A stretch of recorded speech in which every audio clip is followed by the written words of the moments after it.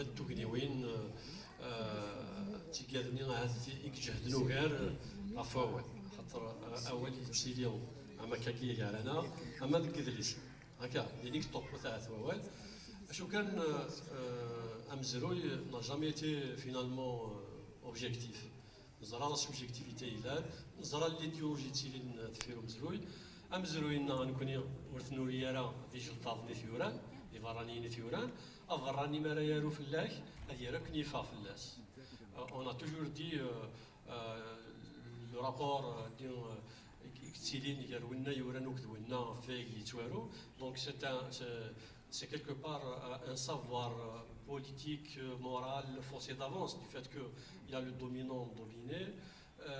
Donc quelque part,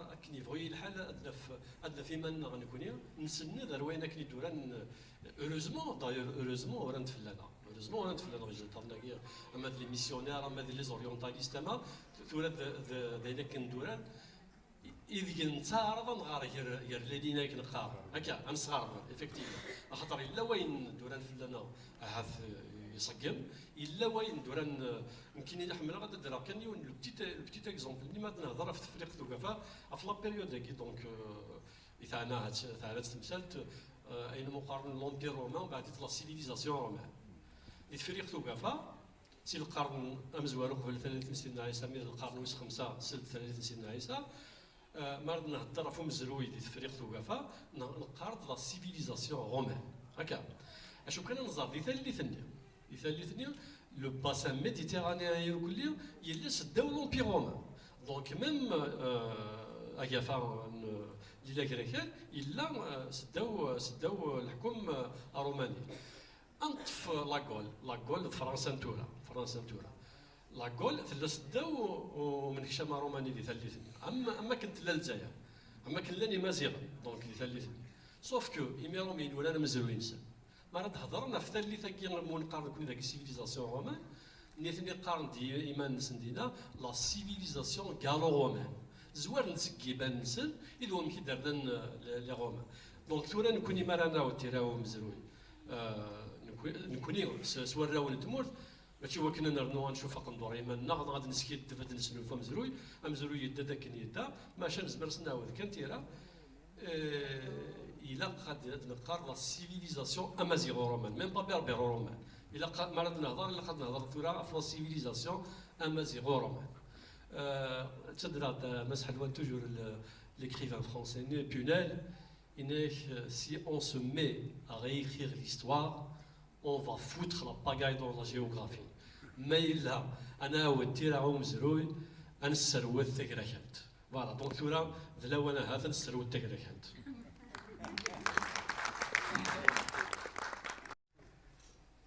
Vous avez remarqué dans le film, il n'y a pas de dialogue entre les personnages. C'est une illustration. Il y a le commentaire voix off et on illustre par des images où l'on voit Scipion, Asdrubal, Massinissa, etc. Donc il n'y a pas de jeu.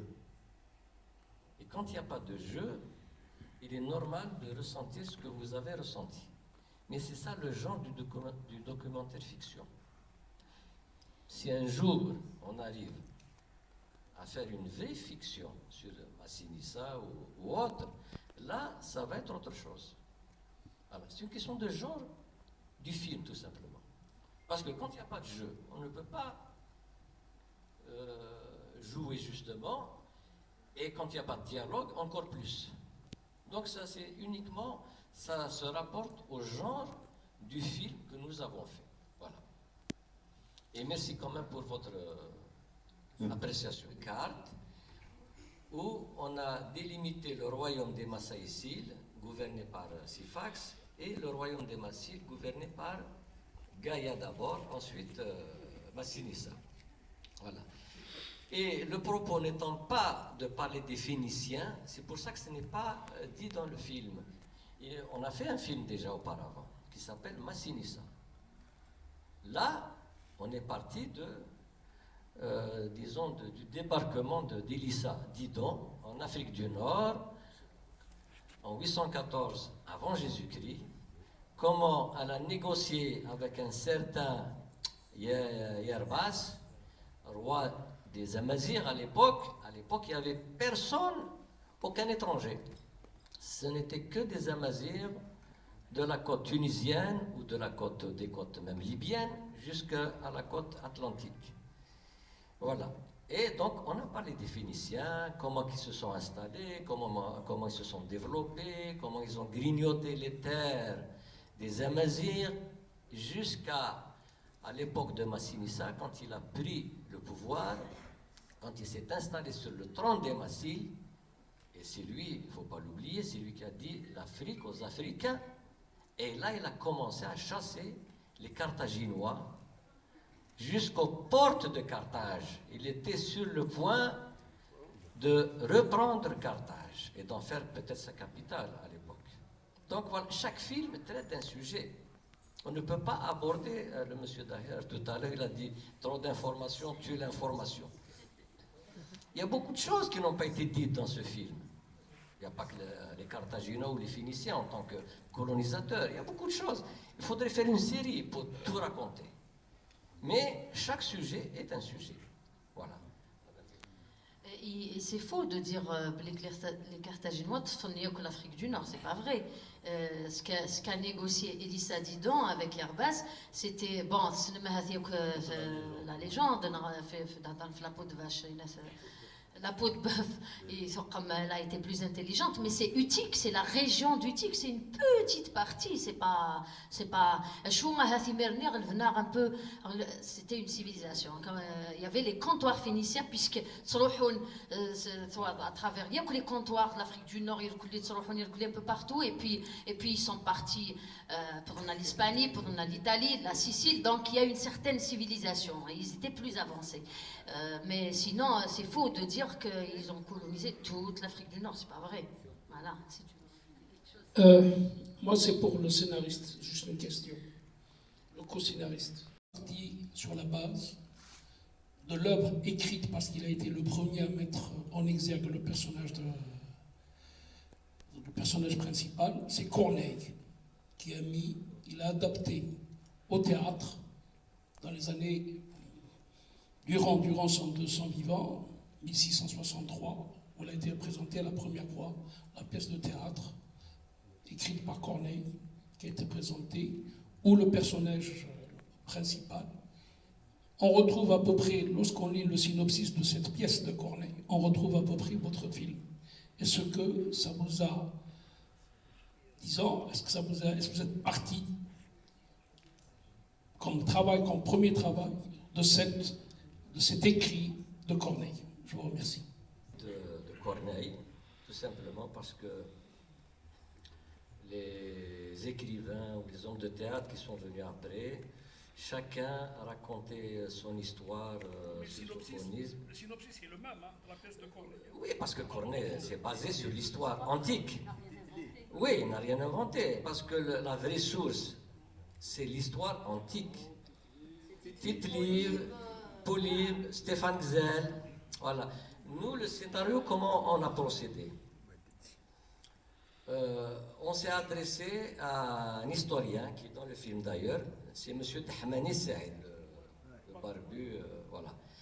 On s'est adressé à lui, je l'ai appelé personnellement, je lui ai dit, M. Tahmani, on a envie de faire un film sur le sophonisme. Qu'est-ce que vous en pensez? Etc. Ça, c'est au téléphone. Il me dit, Monsieur Edsaada, il n'y a pas grand-chose sur le sophonisme. Voilà, première réponse. Je lui ai dit, Monsieur Tahmani, donnez-nous ce que vous pouvez nous donner sur le sophonisme. Le reste, on s'en occupe. Il m'envoie par mail à peu près 4 pages. Voilà, sur le sophonisme. Qu'est-ce qu'on a fait avec mon ami Nouri Touhami, qui est parti? On a brodé autour de ces 4 pages. Comme je l'ai dit tout à l'heure, le sophonisme n'a pas vécu seul, isolé chez elle. Donc, on a essayé d'élargir le champ d'action vers donc, Syphax, Massinissa, la Deuxième Guerre punique, les Romains, etc. Voilà comment on est arrivé à écrire le scénario. Une fois écrit, on a envoyé à M. Tahmani, on lui a dit « Qu'est-ce que vous en pensez ?» Il nous a dit c'est bon, vous pouvez y aller. Voilà comment est né le scénario de ce film-là. Je voudrais rajouter que par rapport aux pièces, tout ce qui a été fait sur Sophonisme, parce qu'on en a parlé vers la fin, pour dire que ça a été traité, etc. Il faut savoir qu'à partir de l'histoire de la Deuxième Guerre punique, etc., 3e siècle avant Jésus-Christ, jusqu'au 15e, 16e siècle, siècle des Lumières, silence radio sur l'histoire. Donc c'est à la faveur du siècle des Lumières qu'il y a eu tellement de choses, c'est en Italie d'ailleurs, que voilà, ils ont repris un peu l'histoire, ils ont brodé, ils ont fait des pièces, des tableaux de peinture, mais des opérettes jouées, etc. C'est-à-dire, et donc le personnage de Sophonisme a été repris, a été retravaillé, a été, voilà, et bien romancé d'ailleurs, hein, pas seulement avec des faits historiques, mais même très très romancé, voilà, même un peu loin des faits historiques, voilà. C'est comme ça qu'a fini d'ailleurs Jean-Pierre Laporte, voilà, Jean-Pierre Laporte, vraiment à peu près des films. Il a fini par ce qu'a dit justement Stéphane Gzell, في صوفونيس بناك يزمر الحال أين دنانا في صوفونيس يزمر تمشاهد يزمر إلا وين يلان إلا وين يرنان ماشا تعجبنا في مشاهد تاعين صوفونيس دونك إلا غتشجع كنت فوالا. Bon, J'ai quelques informations, même pour le rôle dans les تكونيتي دي سوف كلمة كاين خمر كلكو ريشيرش غاسيو في غالا تص الحوايج ميم في الحوايج نتفهم غالا كني واثا دونك ليكيب لو ستاف تكنيك لا رياليزاسيون اي بي اي تصاورون يتفاهمن كرا الحوايج هو كاين هذه زميره ادي ماجينير تكونيتني انا لا سيتوياسيون ديك الناس اللي فيها خاصو قضيه effectivement. Mais de n'importe effectivement. Parce que quand on remonte à 814 avant Jésus, encore on peut remonter même au XIIIe siècle avec les comptoirs phéniciens, puis c'est les commerçants phéniciens, les historiens, voilà, il y a 30 km, chaque 30 km, il y a un comptoir. Donc toute pratiquement la côte nord-africaine, il y avait des comptoirs phéniciens, des comptoirs commerciaux,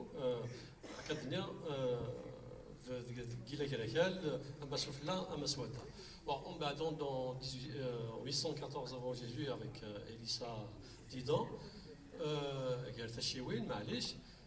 si encore c'est juste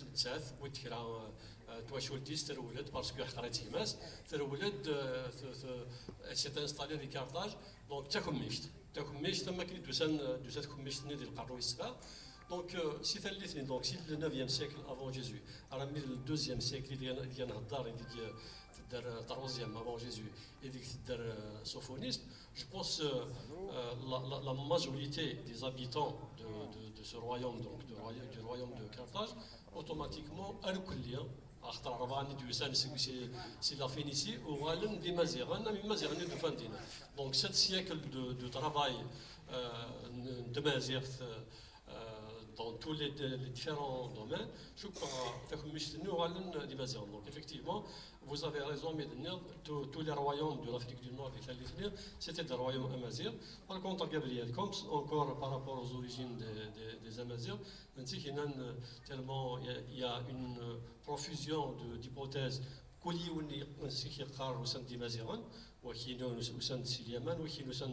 encore il y a une hypothèse même si français, c'est-à-dire on est d'origine française, quelques dolmens de Marseille, du côté de Marseille,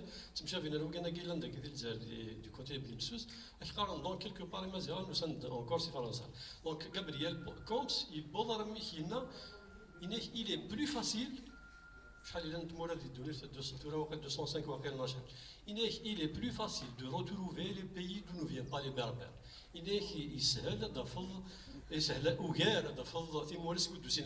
Tellement on est réclamé de toutes parts, donc quelque part on est important, on est intéressant. Voilà. Une embauche, une étape, une ébauche, une entame d'un cours d'histoire dont nous avons besoin. Et pour retrouver la grande hypothèse que nous sommes au centre de l'histoire, que la guerre du monde, à l'époque c'était effectivement une autre guerre du monde et à laquelle nous avons pris part avec quelque chose de formidable. Nous étions effectivement... Très mal placé pour parler des problèmes techniques, mais voilà un film à valeur de leçon d'histoire. Et un film comme ça fait retracer. On connaît les jeunes, c'est bien. Hassan Gaya, Madame Sibsa, tous les rois, il est de nous revenir de Mezra. Mais aujourd'hui, des films comme ça peuvent apporter des éclaircissements. C'est que même avec la salle ou parce que c'est jour de semaine, je pense que beaucoup de gens sont venus parce que tous ces gens-là sont assoiffés d'histoire. Pour voir la beauté de son office, malgré qu'elle est très belle, mais la beauté de la femme berbère n'est plus à démontrer. Mais c'est une vraie anasson. Et je pense qu'il serait intéressant de le donner en version arabe dialectale, je dis bien arabe algérien, pour ne pas banaliser, pour ne pas baliser, pour ne pas ghettoiser l'histoire de la Numidie, l'histoire des Amazirs à la seule Algérie amazirophone qui est la Kabylie. Le but de ce film, c'est un petit peu de faire connaître notre histoire qui est mal connue et qui n'est pas enseignée dans les écoles. Donc, on essaye de faire ce qu'on peut faire. Voilà. Pour information, même si ce n'est pas vulgarisé, connu, tout ce qu'on veut, nous avons déjà fait pratiquement la série des rois berbères.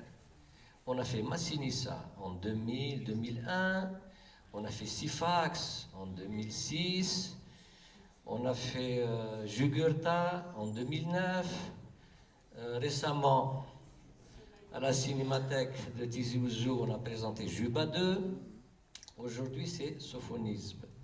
Voilà, donc on essaye quand même de faire des films d'histoire pour la connaissance du grand public.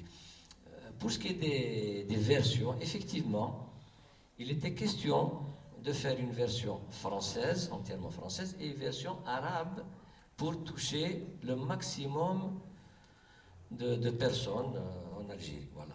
Malheureusement, le réalisateur étant décédé, maintenant, je ne sais pas.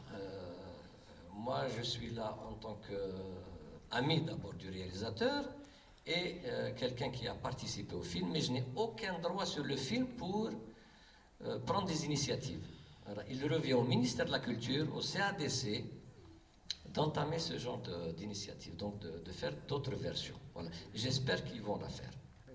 Merci. تنميرت يعطيكم الصحة. تنميرت وزرعنا ليكيب أكيد الفيلم الأوي قبعنا ديني مسلاي وديرنا الحاجة. نوني في كلت نظن. À la prochaine.